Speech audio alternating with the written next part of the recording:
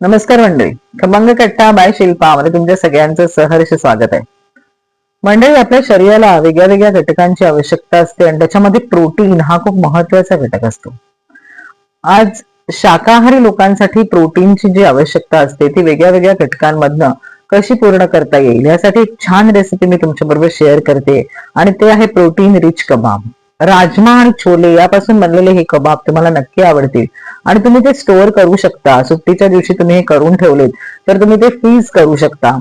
तर फ्रीझर मध्ये ते ठेवलं आणि त्याचं शेल्फ लाईफ 1 महिना राहू शकतं. तर असे हे कबाबची रेसिपी मी तुम्हाला सांगणार आहे, छोट्या छोट्या टिप्स देणार आहे. तर आपल्या व्हिडिओला नक्की तुम्ही बघा. आपल्या युट्यूब चॅनलला जा, लाईक, शेअर आणि सबस्क्राईब करायला विसरू नका. याची डिटेल लिंक मी आपल्या इकडे डिस्क्रिप्शन बॉक्स मध्ये खाली देते. तर आवर्जून ही रेसिपी बघा, प्रोटीन रिच कबाब. नमस्कार मंडळी. खमंग कट्टा बाय शिल्पा मध्ये तुमच्या सगळ्यांचं सहर्ष स्वागत आहे.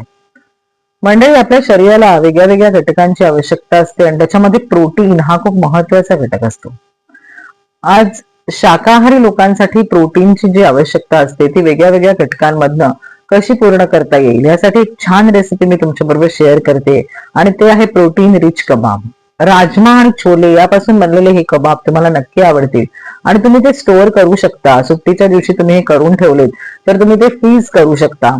तर फ्रीझर मध्ये ते ठेवलं आणि त्याचं शेल्फ लाईफ 1 महिना राहू शकतं. तर असे हे कबाबची रेसिपी मी तुम्हाला सांगणार आहे, छोट्या छोट्या टिप्स देणार आहे. तर आपल्या व्हिडिओला नक्की तुम्ही बघा. आपल्या युट्यूब चॅनलला जा, लाईक, शेअर आणि सबस्क्राईब करायला विसरू नका. याची डिटेल लिंक मी आपल्या इकडे डिस्क्रिप्शन बॉक्स मध्ये खाली देते. तर आवर्जून ही रेसिपी बघा, प्रोटीन रिच कबाब.